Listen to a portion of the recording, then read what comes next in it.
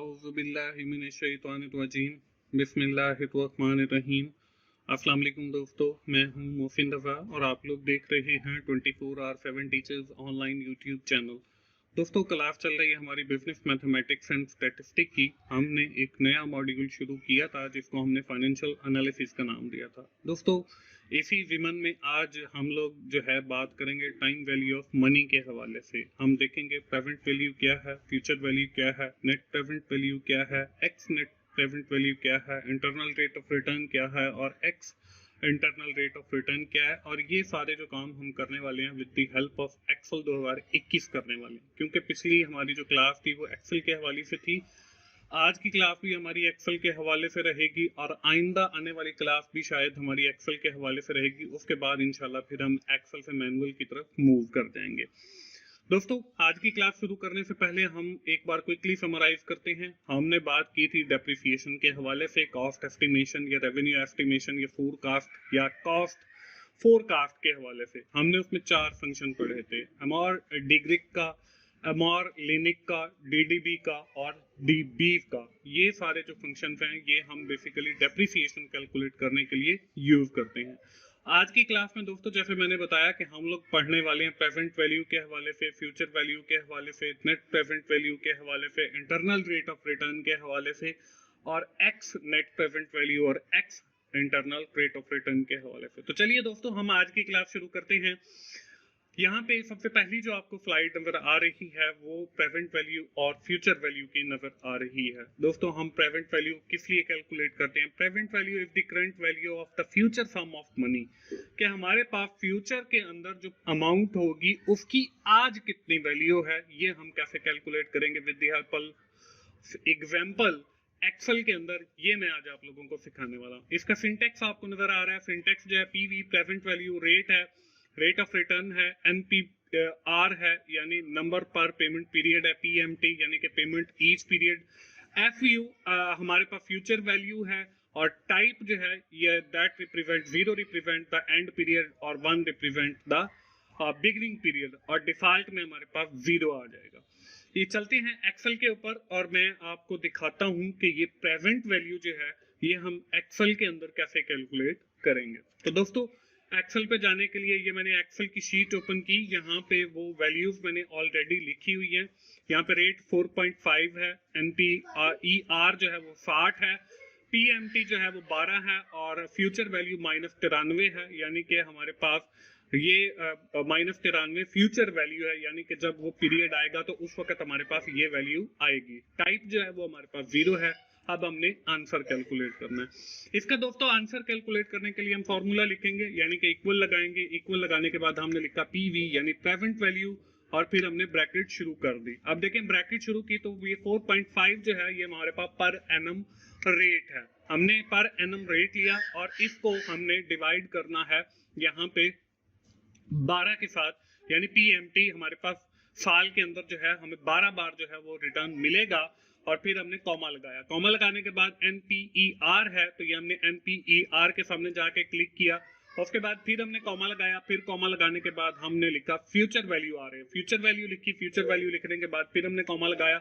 अब हमारे पास आगे जो है वो टाइप आ गई। टाइप के ऊपर हमने ये 0 पे क्लिक किया और 0 पे क्लिक करने के बाद जो है हम लोगों ने फिर इसकी ब्रैकेट बंद की और ब्रैकेट बंद करने के बाद हमने एंटर किया। तो यहाँ पे देखें हमारे पास जो है 5000 जवाब आ गया। अब ये 5000 जो है ये हमारे पास जवाब आ गया। इसके एंड पे 0.26 है, इसको खत्म करने के लिए 0 आप जो है रेज कर देंगे तो ये हमारे पास 5000, यानी कि अगर हमारे पास 5000 हो तो फ्यूचर के अंदर जाके हमारे पास -93.22 बन जाएगा। इसके बाद हम स्लाइड पे वापस चलते हैं और अगली देखते हैं कि अगला हमारे पास फॉर्मूला फ्यूचर वैल्यू के हवाले से। अब फ्यूचर वैल्यू क्या है? Future value tells you what an investment is worth in the future, के फ्यूचर के अंदर हमारी जो इन्वेस्टमेंट है वो कितनी होगी।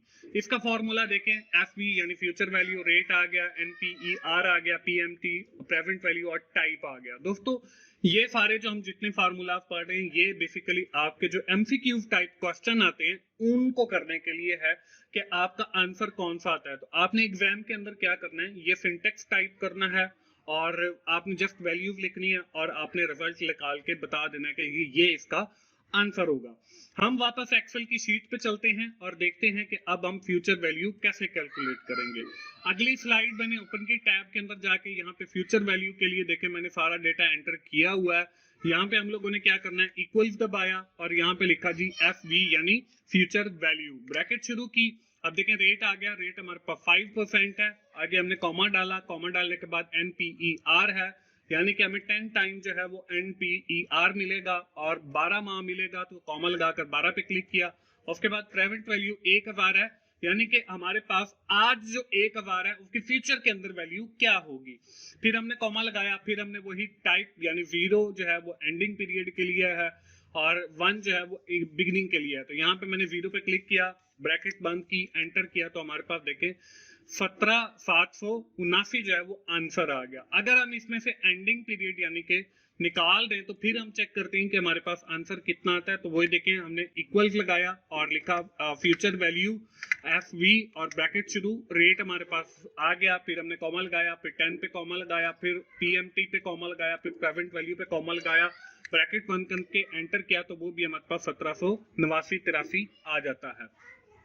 अब दोस्तों आगे चलते हैं, आगे अगली स्लाइड के ऊपर देखें, हमारे पास जो है आगे दो और नए कॉन्सेप्ट लिए गए जिनको NPV या नेट प्रेजेंट वैल्यू के, अगर हम कोई प्रोजेक्ट शुरू करने जा रहे हैं, ये अब बेसिकली कैश फ्लो, क्योंकि शुरू के अंदर जब मैंने मॉड्यूल शुरू किया था आपको बताया था कि हम डिफरेंट टॉपिक्स पढ़ेंगे, कॉस्ट एस्टिमेशन था, रेवेन्यू एस्टिमेशन, फिर फोरकास्ट था, वो हमने पढ़ लिए। अब हम कैश फ्लो एस्टिमेशन की बात कर रहे हैं, यानी कि नेट प्रेजेंट वैल्यू। तो यहाँ पे देखें, net present value return the net present value of an investment based on series of periodic cash flow and discount rate. अब ये हमें पीरियोडिक जो हमारे कैश फ्लोज होते हैं ये हमें बताता है कि आज उसकी नेट प्रेजेंट वैल्यू कितनी है जो हमें फ्यूचर के अंदर कैश फ्लो जनरेट होगा। तो यहाँ पे इसका सिंटेक्स देखें, NPV रेट आ गया, वैल्यू 1 वैल्यू 2 और इसी तरह हम चलते जाएंगे, यानी कि ये कैश फ्लो है, पहले साल का कैश फ्लो, फिर दूसरे साल का, फिर तीसरे साल का, फिर चौथे साल का, और इसी तरह हम चलते चले जाएंगे। नेट प्रेजेंट वैल्यू को एक्सेल के ऊपर किस तरह परफॉर्म करेंगे, उसके लिए हम वापस एक्सेल के ऊपर चलते हैं। एक्सेल के ऊपर जाते हैं और यहाँ पे मैंने एक्सेल शीट ओपन की और अगली टैब ओपन की, तो यहाँ पे देखें नेट प्रेजेंट वैल्यू आ रहा है। यहाँ पे देखें रेट हमारे पास 10% है, इनिशियल इन्वेस्टमेंट हमारे पास 10,000 की है, पहले साल रिटर्न 3,000 है, दूसरे साल 4200 है, तीसरे साल हमारे पास 6800 है। यहाँ पे हमने NPV कैलकुलेट करनी है, वही इक्वल दबाएंगे और लिखेंगे NPV या फार्मूले के लिए ब्रैकेट शुरू करेंगे। अब देखें सबसे पहले है जी रेट, रेट हमारे पास जो है वो 10% है, रेट पे क्लिक किया, उसके बाद वैल्यू 1 है, वैल्यू 1 पे हमने जाके क्लिक किया, ये इनिशियल इन्वेस्टमेंट हमारी आ जाएगी, फिर कॉमा लगाया, वैल्यू 2 पे क्लिक किया, फिर कॉमा लगाया, वैल्यू 3 पे क्लिक किया, फिर कॉमा लगाया 6800 वैल्यू 4 पे क्लिक किया, और जब हमारे पास सारी वैल्यू खत्म हो गई, ब्रैकेट भी बंद की, एंटर किया, तो हमारे पास देखें जवाब आ गया 11,088। अब हमारी जो इनिशियल इन्वेस्टमेंट है वो 10,000 है, हम क्या करेंगे, इक्वल दबाएंगे, इस पे क्लिक करेंगे और माइनस करेंगे इनिशियल इन्वेस्टमेंट, तो हमारे पास देखें बाकी जो जवाब बचेगा वो 1188 बच रहा है। यानी कि हम सॉरी हमने यही हमारा NPV ऊपर वाला ठीक आया, वो वैसे ही मैं ये समझ रहा था कि शायद हमने माइनस करना है, तो वो साथ ही माइनस हो गया, तो हमारे पास जो जवाब है वो आ रहा है 1188। इसका मतलब यह है कि हमारे पास पॉजिटिव NPV आ रहा है, हम इस प्रोजेक्ट के अंदर इन्वेस्ट कर सकते हैं। अगर आपका नेगेटिव के अंदर NPV आता है तो आप उस प्रोजेक्ट के अंदर इन्वेस्ट नहीं करेंगे, ये हमारा डिसीजन होगा। अब यहाँ पे मैं थोड़ी सी वैल्यू चेंज करता हूँ, वैल्यू चेंज करने के बाद फिर हम देखते हैं कि हमारा जो NPV है वो कितना आता है। 6800 की बजाय मैंने 2000 किया, एंटर किया, तो अब देखें हमारे पास माइनस के अंदर 2090 आ गया। अब ये हमारी एक ऐसी इन्वेस्टमेंट होगी जो रिस्की होगी और लॉस के साथ होगी, हम इसके अंदर इन्वेस्ट नहीं करेंगे। अगर हमारी थर्ड ईयर की जो कैश फ्लो है वो 6800 है तो फिर हम इस प्रोजेक्ट के अंदर इन्वेस्ट करेंगे। तो ये बेसिकली हमारा फायदा होता है नेट प्रेजेंट वैल्यू को कैलकुलेट करने का। हम अपनी स्लाइड के ऊपर वापस चलते हैं और अगला फंक्शन देखते हैं। अगला जो है वो हमारे पास XNPV है, return the net present value for a schedule of cash flow that is not necessarily periodic. अब देखें, पहले हमने जो NPV निकाला है वो पीरियोडिकली कि हर साल हमें एक कांस्टेंट कैश फ्लो मिल रहा है, लेकिन जब हम नॉन पीरियोडिक की बात करते हैं तो इसमें हमें जो है हर साल नहीं मिलेगा बल्कि कुछ मंथ्स के बाद मिलेगा। अब इसका जो सिंटेक्स है वो यहाँ पे आपको नजर आ रहा है, XNPV रेट वैल्यूज और डेट। इसको परफॉर्म करने के लिए वही हमें एक्सेल के ऊपर जाएंगे, यहाँ पे अगली टैब ओपन करेंगे, यहाँ पे देखें x net present value rate हमारे पास 9%। अब यहाँ पे देखें जनवरी 2021 के अंदर हमारी इनिशियल इन्वेस्टमेंट है, मार्च के अंदर हमें 2750 मिल रहे हैं, अक्टूबर के अंदर 4250 मिल रहे हैं, फरवरी के अंदर 3250 मिल रहे हैं, अप्रैल के अंदर 2750 मिल रहे हैं। अब हमने ये हमारी कोई कांस्टेंट नहीं है सीरीज कैश फ्लो की, ये हमारी मतलब नॉन पीरियोडिक है, मतलब हर साल के इख्तिताम पे नहीं बल्कि जब हमें फायदा हो जाएगा तो ये हमारी नॉन पीरियोडिक है कैश फ्लो। तो यहाँ पे हम एक्स एनपीवी कैसे कैलकुलेट करेंगे, इक्वल्स लगाएंगे और एक्स एनपीवी लिखा, एक्स एनपीवी और ब्रैकेट हमने शुरू की।